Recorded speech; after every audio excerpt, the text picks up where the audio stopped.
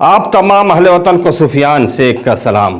फिरऔन बने जो फिरते हैं ढाते हैं सितम कमजोरों पर, उन सरकस जाबिर लोगों को कदमों में झुकाकर दम लेंगे। आज इस आज़ादी के मौके पर हम बात करेंगे मुसलमान और आज़ादी। अजीजाने दोस्त, यूं तो बातिल फिरका परस्तों की जानिब से बराबर तूफान आता रहा है, फितना फसाद का सैलाब आता रहा, मगर हक परस्तों की जाबाज कौमों ने बातिल ताकतों का रुख हमेशा की तरह दुश्मनों की तरफ से मोड़ दिया था। आज आलमी पैमाने पर मुसलमानों के खिलाफ साजिशें हो रही है, इस्लाम के खिलाफ तहरीकें चल रही हैं, हर मुल्क में मुसलमानों को जुल्म सितम का निशाना बनाया जा रहा है। ये टकराव हमेशा होता रहेगा। कौमी यादगार के दिन हिंदुस्तान के गोसे गोसे खित्ते खित्ते में मुखातिब तंजीमें, इदारों में, स्कूलों में और कॉलेजों और मदरसों में धूमधाम से 78वां साल जश्न मनाया जा रहा है। गुलाम हिंदुस्तान की दास्तान और आज़ाद हिंदुस्तान की दास्तान सुनाई जा रही है। मुजाहिदीन आज़ादी के कसीदे अकीदत पेश किए जा रहे हैं। दोस्तों, ऐसे वक्त में जब हमें एक तरफा असलाफ की कुर्बानियां याद आती हैं तो हाथ दुआओं मगफिरत के लिए खुद ब खुद उड़ जाते हैं, और दूसरी तरफ हिंदुस्तान के मुसलमान पर जुल्म सितम की रुदात जो चल रही है, जब उसका तस्करा सामने आता है तो खून के आंसू निकल पड़ते हैं और दिल में एक ऐसी आह निकलती है कि अगर हमारे असलाफ के अकादिर की तसव्वुर भी होता कि खुदा की कसम इस मुल्क को अंग्रेजों से कभी गुलामी से छुड़ाते नहीं और हिंदुस्तान को आज़ाद करने की इतनी बड़ी कुर्बानी नहीं देते। अगर उन्हें मालूम होता कि हिंदुस्तान के मुसलमानों पर ऐसा दिन भी आएगा तो मुसलमान आज़ादी की जगह अंग्रेजों की गुलामी ही पसंद करते, तो वो कभी शमशीरें बरहाना लेकर मैदान में नहीं उतरते। मुसलमानों ने अपनी आज़ादी में अपने लहू से इस मादर वतन की प्यास बुझाई थी और फांसी के फंदों पर आज़ादी का नारा बुलंद करते हुए लटक गए थे, जिन्होंने इत्तेहाद हिंदुस्तान और इत्तेफाक का चमन लहराया था और आज हिंदू मुस्लिम के एकता का चिराग रोशन किया। आज हमें गद्दार कहा जा रहा है, देश का दुश्मन बताया जा रहा है, और उन्हें क्या मालूम जिस हिंदुस्तान की आज़ादी के लिए बालाकोट की पहाड़ियों पर सैयद अहमद सईद और शाह इस्माइल सईद ने अपनी जान दे दी। उन्हें क्या मालूम कि जिस हिंदुस्तान की आज़ादी के लिए शामली के मैदान में उलमाए देवबंद तोपों का निशाना बने हैं।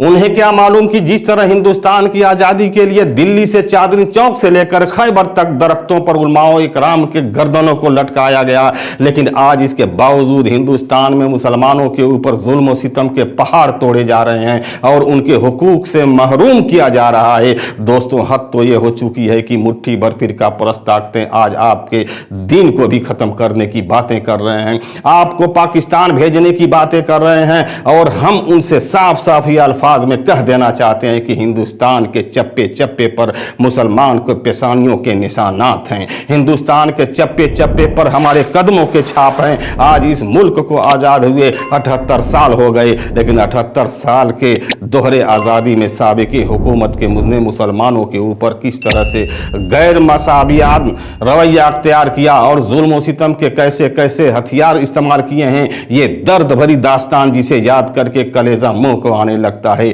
जुबानें गुम हो जाती हैं और पांव तले जमीन खिसक जाती है। ये कैसी आज़ादी है कि मुसलमानों के जानो माल तक महफूज नहीं, ये कैसी आज़ादी है कि मुसलमानों के उसके हुकूक के महरूम किया जा रहा है, हमारी आबादियों को खंडहरों में तब्दील किया जा रहा है। तो सुनो, अगर ऐसी आज़ादी का नाम है तो हम ऐसी आज़ादी के तलबगार बिल्कुल नहीं हैं। हम ऐसी आज़ादी को आपके मुंह पर मारते हैं, हम ऐसी आज़ादी को कल भी लात मारते थे और आज भी लात मारते हैं। हमें आज़ादी चाहिए तो इस्लाम की आज़ादी चाहिए, हमें आज़ादी चाहिए तो कुरान की आज़ादी चाहिए, हमें आज़ादी चाहिए तो शरीयत की आज़ादी चाहिए, हमें हमारी जानो माल की हिफाजत चाहिए। अजीज़ाने ग्रामी, आप खुद बताएं, क्या ये जमहूरियत का खून नहीं है? क्या ये सेकुलरिज्म का मजाक नहीं है? किसी की मजहबी मुआसरे के मामलात में मुखालफत की जाए। आज हिंदुस्तान में ऐसा हो रहा है कि मुसलमानों के मजहबी मामलात में मुखालफत की जा रही है और आज मुस्लिम पर्सनल पर्सनल लॉ बोर्ड में तरमीम की कोशिश की जा रही है,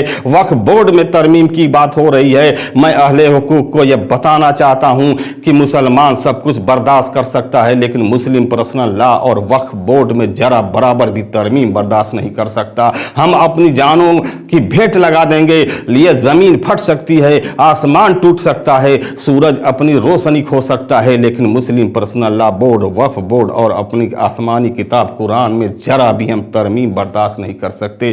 कौले मोहम्मद कौले खुदा फरमान न बदला जाएगा, बदले जाएगा लाख मगर कुरान न बदला जाएगा। अजीजान दोस्त, ये काबिल इनकार हकीकत है कि हिंदुस्तान से आज़ादी में मुसलमानों ने सरफराज किया। ये मुसलमानों की कुर्बानियों का नतीजा है कि आज हमारा मुल्क आज़ाद है और आज़ादी की गोल्डन जुबली मनाई जा रही है, लेकिन इसके बावजूद वतन परस्ती के मुतालिक हमसे सवाल किया जा रहा है। हम कह देना चाहते हैं कि हिंदुस्तान के चप्पे चप्पे पर मुसलमानों का हक है। मुसलमान इस मुल्क का सच्चा वफादार है, इसलिए हमने जंग आज़ादी में न जाने कितने जानों की कुर्बानियां दिया, इस मुल्क को आबाद किया। 100 बार सवारा है हमने इस मुल्क के गेसिए बरहम को, ये अहले वतन ही बताएंगे क्या हमने दिया आलम को। मिल्लत इस्लामिया के गयूर नौजवानों, हमारा मुल्क हिंदुस्तान जमहूरियत का पासबान, जिसे हम बेहद मोहब्बत करते हैं, क्योंकि अपने मुल्क से मोहब्बत करना ही हमारा ईमान है और मुल्क से मोहब्बत के लिए हमें अपने किसी से सर्टिफिकेट लेने की हमको कोई ज़रूरत नहीं है।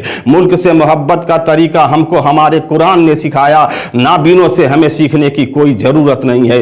दोस्तों, आज मुसलमानों के खिलाफ सूबे में साजिशें हो रही है, हर जगह साजिशें हो रही है और फिरका परस्त ताकतें हिंदुस्तान को कब्रिस्तान बनाने की कोशिश में लगे हैं। और याद रखें, जब तक एक कलमा कबाला धरती पर रहेगा, खुदा की कसम हिंदुस्तान की आबरू से कोई माई का लाल खेल नहीं सकता। यह हमारा ईमानी पावर है। और दोस्तों, यह भी बता दूं कि किसी ने हिंदुस्तान की तारीख को कलम और स्याही से लिखा होगा, लेकिन हमने इस मुल्क की तारीख को खून के कतरों से लिखा है। मैं हुकूमत से कहना चाहता हूं कि अगर आप हिंदुस्तान को अमन खैर चाहते हैं, मुल्क की तरक्की चाहते हैं, तो मुसलमानों को वो हक दो जो जमहूरियत के आइन से मिलना चाहिए। तभी हमारा मुल्क आबाद हो सकता है, तरक्की कर सकता है। तुझे मुबारक हो हुक्मरानी, मुखालफत भी हम ना करेंगे। अगर शरीयत पर हाथ डालोगे, ना तुम रहोगे ना हम रहेंगे। वाखिर दवाना अल्हम्दुलिल्लाह रब्बिल आलमीन।